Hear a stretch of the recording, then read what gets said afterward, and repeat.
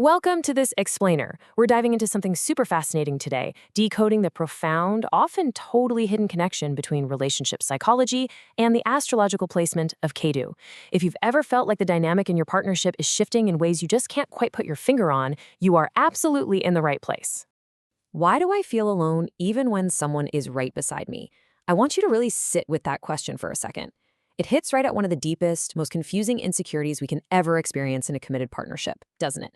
It's that strange sensation of physical proximity paired with this undeniable emotional distance. Well, today, we're going to explore exactly why this happens, looking through a really fascinating cosmic and psychological lens. So, here is our roadmap for today. First, we'll cover the silent relationship question. 2, we'll look at Ketu's energy of detachment and spirituality.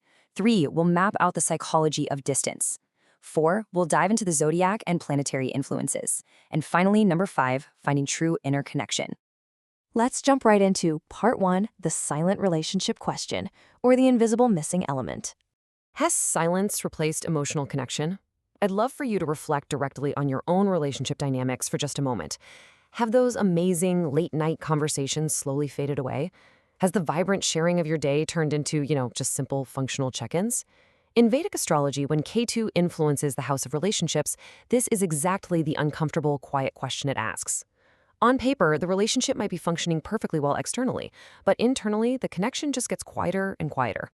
Moving right along to section 2, Ketu, detachment, and spirituality. Let's decode the astrology here.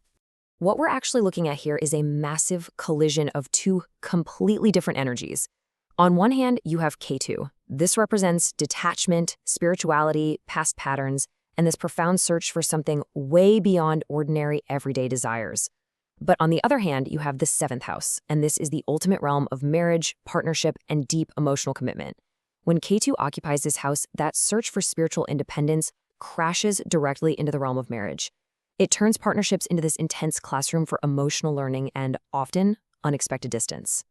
And for many women with this specific placement, relationships end up carrying a really strange, almost paradoxical emotional complexity. You can absolutely experience deep love and true companionship, and yet still feel this invisible loneliness. Everything looks perfectly fine from the outside. You might have a stable home, a kind partner, basically a life that looks completely, totally full to your friends and family. But inside, it feels like something invisible is missing. The relationship continues, but a quiet, karmic lesson about emotional independence is unfolding behind the scenes.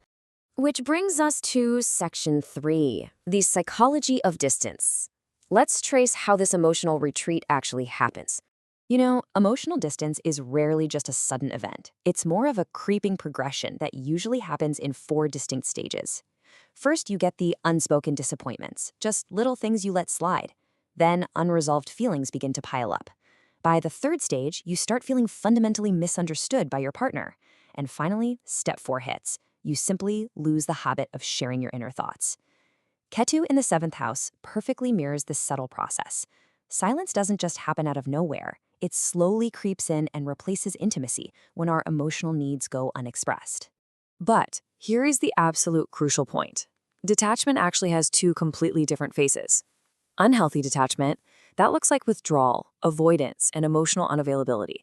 It's basically shutting down. But mature detachment, that is a game changer. It is the empowering ability to find wisdom, acceptance, and genuine freedom from unrealistic relationship expectations.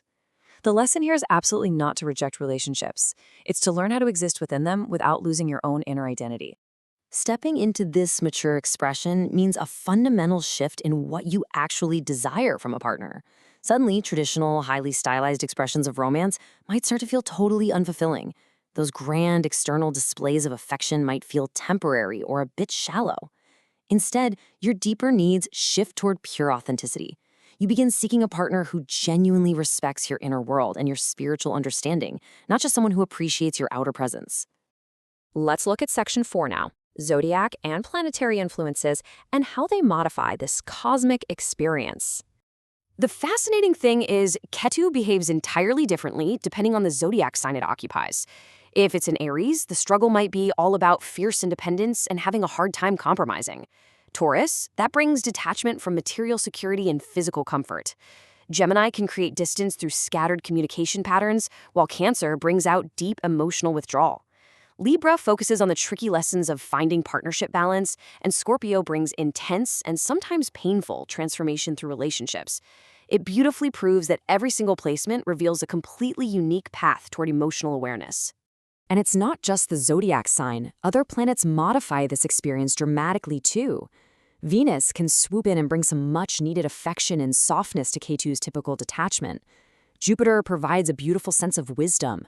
The moon adds deep emotional sensitivity, while Mercury can really improve the flow of communication. Saturn increases the sense of seriousness and responsibility in the marriage. Mars might crank up the intensity or even bring frustration. And then there's Rahu, Ketu's opposite node, which creates this massive push and pull dynamic. It triggers a constant, deep struggle between intensely craving connection and desperately seeking freedom. Now, if you are feeling a little overwhelmed, let me pause and reassure you right now. No single placement decides the success or failure of a marriage. Period. The condition of the seventh lord, along with a supportive Navamsha chart, plays a massive role in how this all plays out. Having this placement is not a curse. Far from it. A supportive chart reveals that this is actually a blueprint for a very specific, deeply spiritual type of connection that's rooted in emotional maturity. And that leads us perfectly into our final section, Part 5, Finding True Interconnection, the ultimate relationship lesson. If you take away just one thing today, let it be this vital lesson. Another person cannot completely fill the inner emptiness of the self. Do relationships beautifully support our growth? Absolutely. But they can never replace our own inner peace. The absolute deepest, most profound connection develops only when two individuals can come together without losing their own distinct inner identity. It's about being whole on your own first.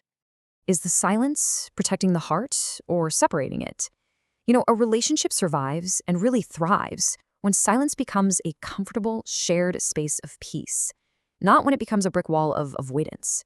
This placement forces a vital evaluation of whether the quietness between the two of you is a mutual sanctuary or if it has secretly grown into an unspoken barrier, keeping you emotionally isolated from one another. Ultimately, some relationships teach us through closeness, and some teach us through distance. But when we let awareness replace our fear, emotional distance stops being the end of a connection. Instead, it literally becomes a path to profound understanding. So, I'll leave you with this to chew on today. Are you using this silence in your relationship to protect your heart or to finally discover who you are without it?